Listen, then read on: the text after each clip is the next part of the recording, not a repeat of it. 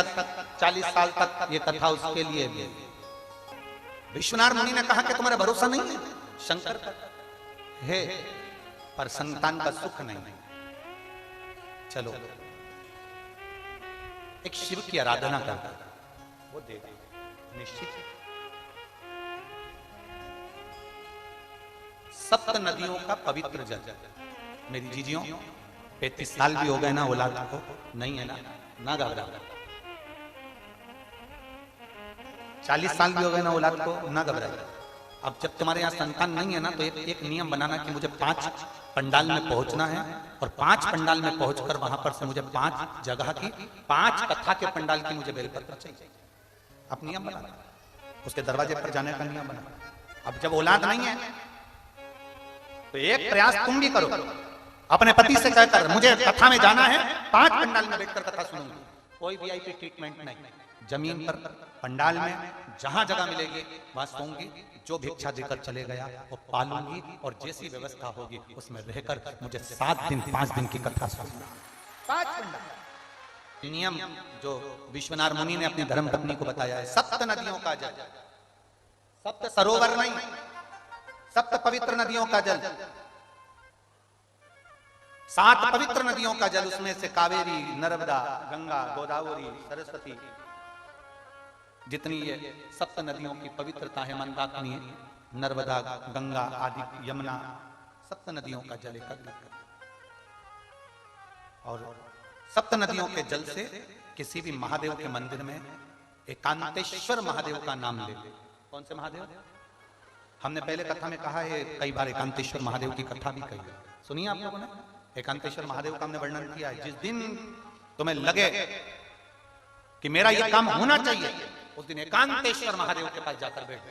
एकांतेश्वर बाटी में एक पात्र में एक नदी का जल, दूसरी बेलपत्र ली, दूसरी कटोरी में फिर जल, फिर तीसरी में बाबा की आराधना कर कर, शिव से विनती कर कर, भगवान शंकर के नामों का 108 नामों का जाप कर कर, श्री शिवाय नमस्तुभ्यम कर कर, एक कटोरा जहां से पानी बहकर नीचे आता है वहां लगा लीजिए और एक बेलपत्री को उठाकर शिव जी के शिवलिंग पर समर्पित करिए। समर्पित करते समय डंडी का मुख अशोक सुंदरी की ओर हो। अशोक सुंदरी का जगह मालूम है सबको? सबको मालूम है ना? अशोक सुंदरी की ओर मुख, अशोक सुंदरी फिर समझ गड़बड़ ना करिए। ये शिवलिंग जलाधारी, ये जल बह रहा है नीचे सामने से, स्थान गणेश जी का, कार्तिकेय जी का, बीच में एक मोटी सी लाइन होती है, वो अशोक सुंदरी का स्थान है। शिवलिंग ये जलाधारी माता पार्वती जी का हस्त कमल है।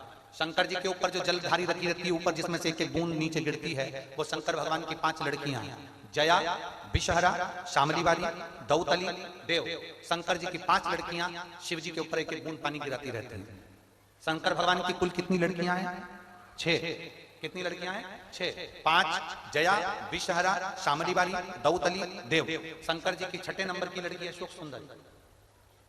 जब हम प्रयोग करेंगे एकांतेश्वर महादेव का, ये बेलपत्र जो हमने समर्पित करी है, डंडी का मुख अशोक सुंदरी की ओर हो। डंडी का मुख, आप बैठे कहां पर हो? जल चढ़ाते समय शिव जी को जल कहां बैठकर चढ़ाया जाता है? जम के बोलो जरा।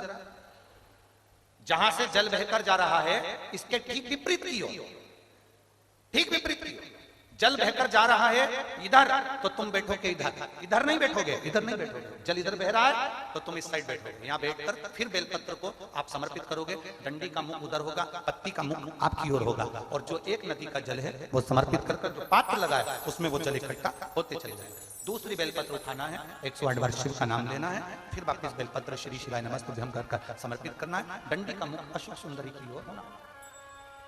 जब 6 बेलपत्र अशोक सुंदरी की ओर जाएगी, 7वें नंबर की जो बेलपत्र है उसका डंडी का मुख आपकी ओर होगा और डंडी का मुख आपकी ओर होकर जल चढ़ाकर आप उस जल को झेल लेंगे।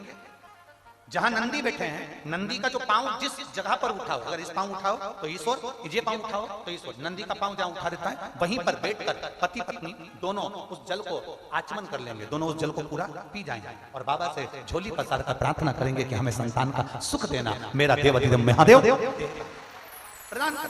एकांतेश्वर महादेव का ये स्मरण करिए। एकांतेश्वर पहुंच गए विश्वनाथ मुनि अपनी धर्मपत्नी को लेकर एकांत में, जहां भगवान शंकर विराजमान थे, उस एकांतेश्वर महादेव के पास बैठे।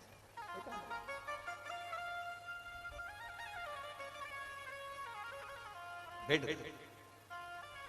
एकांतेश्वर महादेव के पास बैठकर आराधना करी, पूजन करी, सप्त नदियों का जल समर्पित करा, आचमन करा, गर्भ ठहर गए। गर्भित हो गई ना, पुत्र आ गया, संतान आ गई।